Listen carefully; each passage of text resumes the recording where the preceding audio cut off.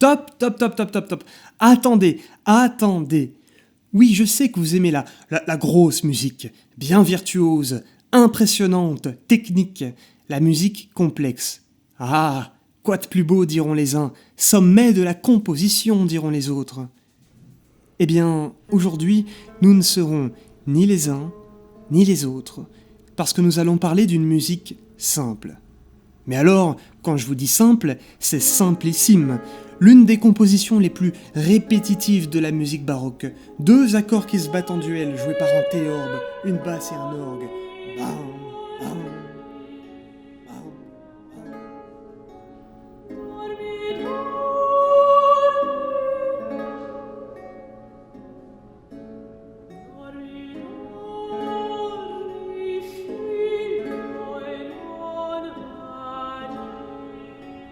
On sait assez peu de choses sur la vie du compositeur de cette musique. On sait qu'il s'appelait Tarquinio Merula, on sait qu'il était un Italien du XVIIe siècle, qu'il fut maître de chapelle pour plusieurs paroisses dans le nord de l'Italie, que son talent fut suffisamment reconnu pour devenir organiste à la cour du roi de Pologne d'alors, qu'il avait un certain goût pour l'innovation musicale et était à ce titre jugé comme extravagant, mais surtout, si le fil mémoriel de son œuvre ne s'est pas étiolé, s'il est encore connu de nos jours, c'est pour ce que l'on écoute aujourd'hui, une berceuse surnommée Orche Tempo di Dormire.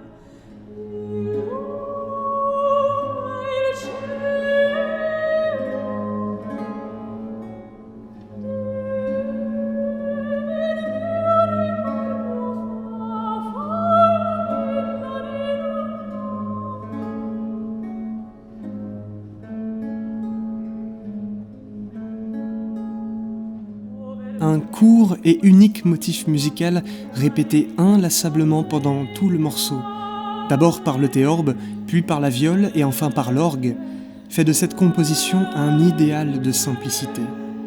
3 instruments seulement, pour une incessante répétition de 2 notes, autour desquelles une des plus délicates mélodies vocales qu'il m'ait été donné d'ouïr vient s'enrouler, se lamenter. À peu de choses près, c'est tout ce qu'il y a à savoir sur les composants de cette musique. Il s'agit d'une hypnose musicale, comme on pouvait souvent en trouver dans la musique des trouvères 3 ou 4 siècles plus tôt. Il suffit de se laisser aller au flot sonore.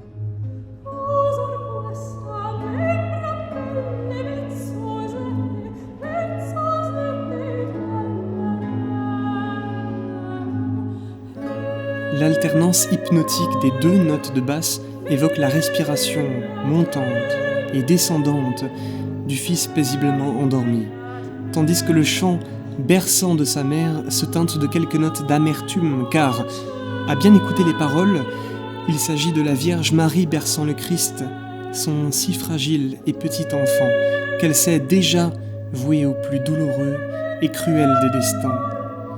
Elle s'adresse à lui. « Ô mon très cher, mon cœur, ces mains et ces pieds que maintenant je contemple, hélas, de combien de façons des ongles acérés les transperceront-ils? Et ce visage gracieux, plus rouge qu'une rose, terrible, hein, les crachats et les gifles le souilleront. Mais à ces sombres lamentations se mêle la lumière radieuse de l'invincible amour d'une mère pour son enfant.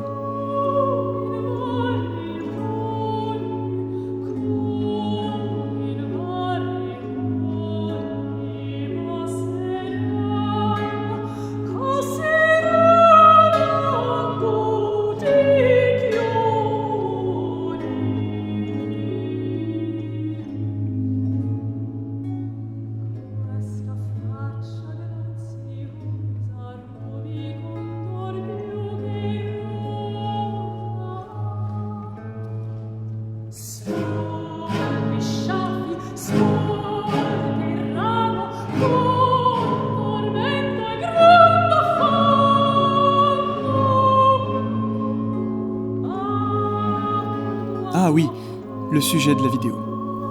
À bien des égards, il est impossible de déterminer une quelconque supériorité entre musique complexe et musique simple.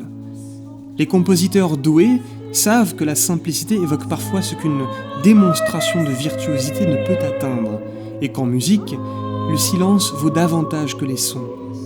Combien avant moi ont dit que la musique n'était qu'un silence encadré par des notes? En tout cas pour ma part, qui ne suis pas un grand amateur des compositions absolument pachydermiques propres à la musique baroque, des compositions qui du reste ne respirent que très peu, eh bien, pour moi, cette musique, cette toute petite berceuse, cette hypnose musicale, me ravit à tel point qu'il s'agit sans doute de ma composition baroque favorite. Deviendra-t-elle la vôtre ?